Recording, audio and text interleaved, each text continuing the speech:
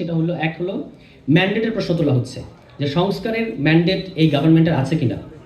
প্রথম কথা হলো যে এবং এই সরকার অনির্বাচিত সরকার, -2 পায়তারা চলছে, এই ধরনের কথাগুলো শোনা যাচ্ছে, এগুলো খুবই দুঃখজনক। কারণ -2 যখন আপনি বলেন যে -2 এর একটা ষড়যন্ত্র দেখা যাচ্ছে, তখন আপনি মূলত আওয়ামী লীগকে ভিকটিম হিসেবে উপস্থাপন করেন যে আওয়ামী লীগের সাথে একটা অন্যায় ঘটেছে। কিন্তু আওয়ামী লীগ তো বাংলাদেশের জনগণের সবচেয়ে গত 50 বছর ইতিহাসে সবচেয়ে বড় বিরোচিত একটা ঘটনার মধ্যে দিয়ে আওয়ামী লীগের পতন ঘটেছে।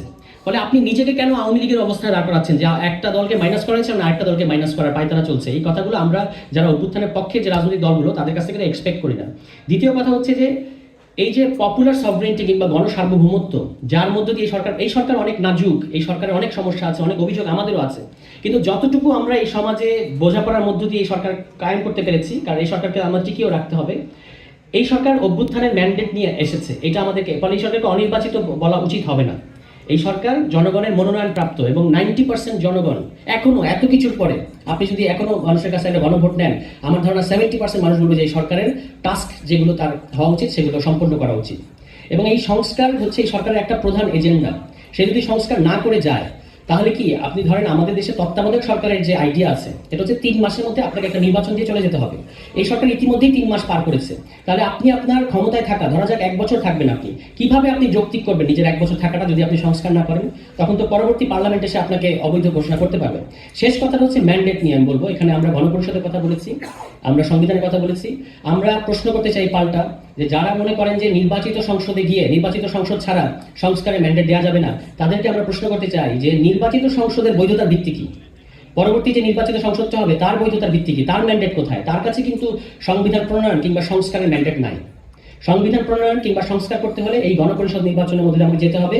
এবং অনেক রাজনৈতিক দল জুলাই মাসের মধ্যে নির্বাচন চাচ্ছেন, আমরা বলছি ঠিক আছে, জুলাই মাস না, আপনি এবছর ডিসেম্বরের মধ্যে নির্বাচন করেন, কিন্তু সেটা গণপরিষদ নির্বাচন হতে হবে।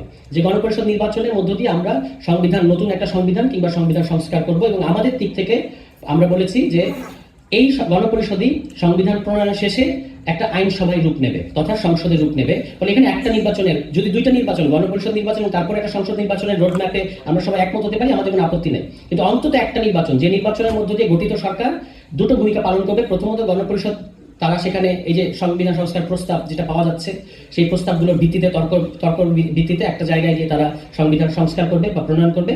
তারপর সংবিধান প্রণয়ন শেষে ওই সরকারই সংসদের দায়িত্ব নেবে। এইটা হচ্ছে এখনকার রোডম্যাপ হওয়া উচিত। যদি আমরা এটা করতে না পারি, তাহলে আসলে এত রক্তের বিনিময়ে আমরা যে জায়গায় পৌঁছেছি, এটাকে আসলে বেহাত হতে হবে। এবং তখন আবার কিন্তু আমাদের যে পক্ষের যারা শক্তি আমরা আছি, রাজনৈতিক দল সহ অন্যান্য যারা আছি, তখন আমরা আবারও একটা বাজে জায়গায় গিয়ে পৌঁছাবো এবং আমরা সবাই একটা জনগোষ্ঠী হিসেবে একটা ঝুঁকির মধ্যে গিয়ে পড়বো। সবাইকে ধন্যবাদ।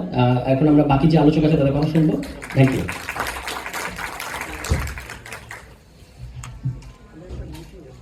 ধন্যবাদ জনাব সারওয়ার তুষার ভাই আপনার মূল্যবান বক্তব্যের জন্য। সম্মানিত উপস্থিতি,